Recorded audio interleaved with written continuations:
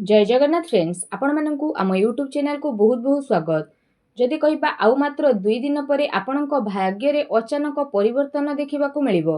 तेणु भाग्य को परिवर्तन करबाकू चाहुथिले विशेष भाव में वीडियो को पूरा लास्ट जाए देखंतु। शुभ फल आपणकू निहाती मिलिबो।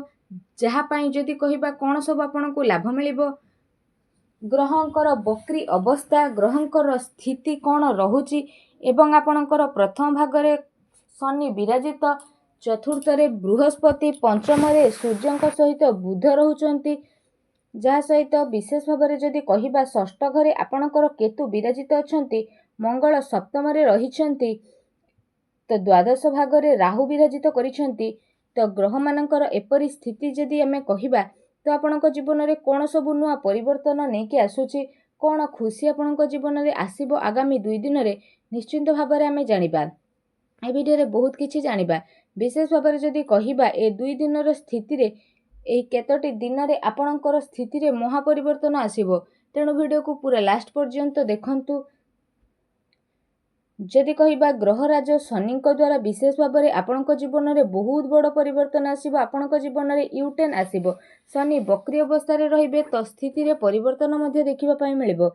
तो 5टी दिगरु आपणको विशेष भाव में लाभ देखिबाकू मिलिबो। 3टी क्षेत्र में सावधान मध्ये आपणको रहिबाकू पड़िबो। आसंतु जानिबा 2 दिन स्थिति किपरि रहिबो। तेणु वीडियो को पूरा लास्ट जाए देखंतु। वीडियो भल लागिथिले कमेंट बॉक्स रे जय शनिदेव बोली अवश्य लिखंतु। वीडियो को लाइक शेयर कमेंट करंतु। सर्वप्रथमे आपणको पई कहिबा बंधु मिलनर जोग मध्ये रहिबो, जहा कि नूतन बंधु आपणको मिलिबो, जहा फल रे आपण से सब को नै लाभ उठेबे। ता सहित अतीत रे किछि बंधु, अतीत रे किछि मित्र जे आपणकोठु दूरेई जाइथिले तो सेमानक सहित आपणकर किछि शत्रुता, किछि आपणकर वाद विवाद होइथिला तो पुनर्बार जोड़ी मध्ये होई पारंती। आगो को आपणकर बंधु मिलनर प्रबल जोग बनुची। निश्चिंत भाव में बहु दिन देखि नथिबा बंधु को देखिबे और तांको द्वारा उपकृत मध्ये होई परिबे और तांको द्वारा किछि ज्ञान जहा आपणको जीवन में बड़ परिवर्तन आनिबो। तो निश्चिंत भाव में एक कथाटी को मन रखंतु। विशेष रूप से जदि कहिबा ए सप्ताह मध्य निश्चिंत भाव में अर्थर प्रबल संभावना रही। शनिदेव जेहेतु बक्री अवस्था रही, जहाँकि आपणको पई विशेष भाव में स्थिति रे परिवर्तन आसीबो। एहा सहित विशेष रूप से जदि कहिबा आपणको धन लाभर संकेत मिलुची। ता सहित आपणको ऑनलाइन तरफरु मध्ये कोनोसी भल सूचना मिली पारे। आपण जदि कोनोसी मित्रंक ठारू धनर आशा करिथिले तो धनर स्थिति मिलिबो। ऑनलाइन माध्यम जदि किछि कार्य करूछंती तो भी बहुत भल स्थिति आपणको पई बनिबो। अचानक धन मिलिबार संभावना मिलिबो। किछि ना किछि धन एपरि मिलिबो जहार चिंता आपण करि नथिबे। जदि आपण अर्थ लाभ पई कोनोसी कार्य रे हाथ देउछंती, कोनोसी कार्य को आगो को बढ़ाइबा पई चेष्टा करूछंती तो भी करंतु। कोनोसी क्षेत्र रे निश्चिंत भाव में धन मिलिबार विशेष रूप से संभावना मिलिछि। बहुत बड़ लाभ आपनको प्राप्त हेबो। प्रत्येक क्षेत्र रे आपनको सफलता मिलिबो। जेउ क्षेत्र रे आपण आगो को जिबे से क्षेत्र रे आगो को बढ़िबे। जेउ भी प्रतियोगिता रे भाग नेबे, जहा भी करिवे सेथिरे आपनको सफलता ही सफलता मिलिबो। कारण भाग्यर सहयोग मिलिबो, भाग्य साथ देबो। जहा भी आमे करिथाउ सेथिरे भल फल हमको प्राप्त होइथाय। किंतु भाग्य जेहेतु बलवान होइथाय, अल्प काम कले मध्य बहुत किछि मिलिथाय। तेणु भाग्य तो जानी थाए काहाकू कोन मिलिबा, आमे तो खाली परिश्रम करिथाउ। ग्रहंकर परिवर्तन जोगु एबे भाग्य रे महापरिवर्तन हेबाकू जाउछंती। आपण आगरू किछि करिछंती आ फल पई आशा करिछंती तो आपनको सफलता मिलिबो। प्रतिटी क्षेत्र रे जययुक्त हेबे, किछि नुआ शिखिबे एवं किछि नुआ शिखिबाकू आग्रह बढ़िबार स्थिति मध्ये आपणको पई बनु अछि।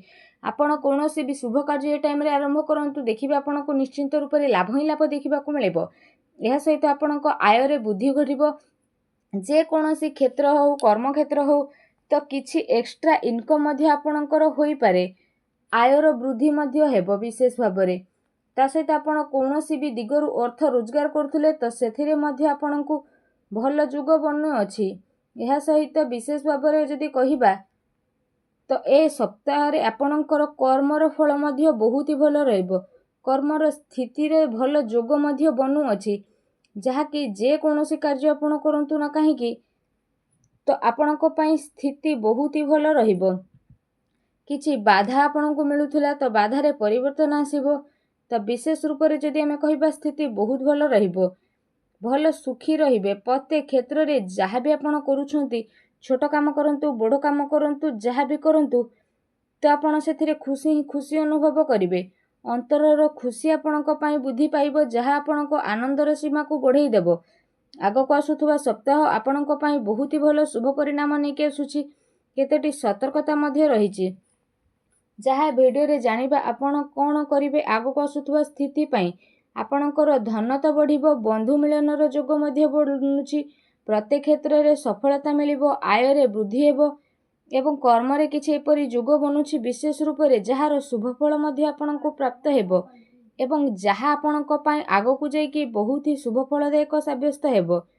ଯଦି ବିଶେଷ ଭାବରେ କହିବା, ଆୟ ତ ବୃଦ୍ଧି ହେବ ଏବଂ ଧନ ମଧ୍ୟ ଆପଣଙ୍କର ବୃଦ୍ଧି ହେବ ଏବଂ ବ୍ୟୟର ମଧ୍ୟ ସମ୍ଭାବନା ରହିଛି।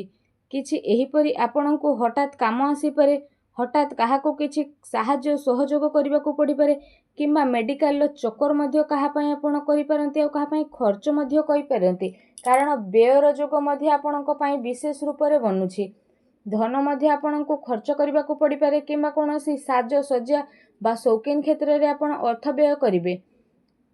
ତ ଏପରି କହିବାର ଅର୍ଥ, ଆପଣଙ୍କର ଯଦି ବ୍ୟୟର ଯୋଗ ବନୁଛି ତ ଆପଣ ସାବଧାନ ହୋଇଯାଆନ୍ତୁ। ଟିକେ ଖର୍ଚ୍ଚକୁ ଆପଣ କମାଇବା ପାଇଁ ଚେଷ୍ଟା କରନ୍ତୁ, ତ ଆପଣଙ୍କୁ ବ୍ୟୟର ଅଧିକ ଚିନ୍ତା କରିବା ପାଇଁ ପଡ଼ିବ ନାହିଁ। ଏହା ସହିତ ଆଉ ଗୋଟେ ସତର୍କତା ଆପଣଙ୍କ ପାଇଁ ବନୁଛି କି ଆପଣଙ୍କୁ ଅପବାଦର ଯୋଗ ମଧ୍ୟ ଆସିଥିଲା। ତ ଆପଣ ବିଶେଷ ରୂପରେ ଧ୍ୟାନ ଦିଅନ୍ତୁ କି କୁସଙ୍ଗ, ଖରାପ ମିତ୍ର, କୌଣସି ନିଶାଦ୍ରବ୍ୟର ସେବନ, ଖରାପ କାର୍ଯ୍ୟରୁ ଆପଣ ବିଶେଷ ଭାବରେ ଦୂରେଇକି ରୁହନ୍ତୁ, କାରଣ ଆପଣଙ୍କର ବହୁତ ବଡ଼ ସ୍ଥିତି ବନିବ, ଯାହାଦ୍ୱାରା ଆପଣ ଆଗକୁ ମଧ୍ୟ ବଢ଼ିବେ।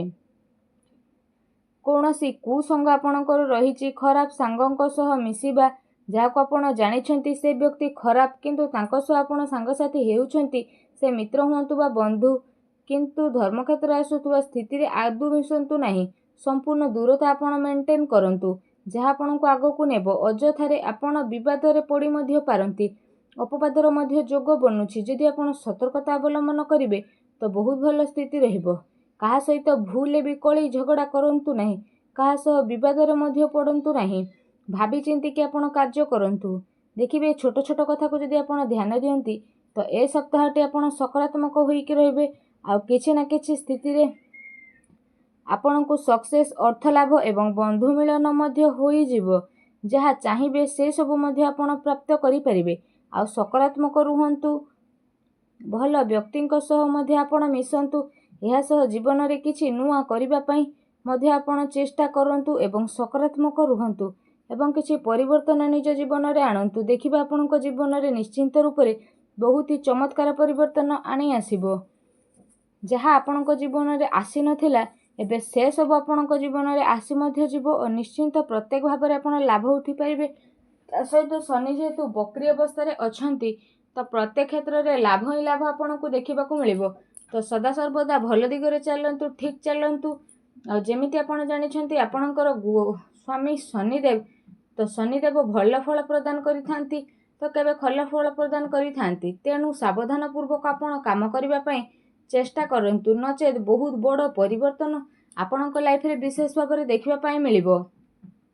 ରାଶିର ସ୍ୱାମୀ ଯେହେତୁ ସିଏ, ତ ଆପଣଙ୍କୁ ବଡ଼ ପରିବର୍ତ୍ତନ ଦେଖିବା ପାଇଁ ମିଳିବ। ତ ଆସୁଥିବା ସପ୍ତାହରେ ଆପଣଙ୍କ ଜୀବନରେ ନିହାତି ଭାବରେ ଦେଖିବା ପାଇଁ ମିଳିବ।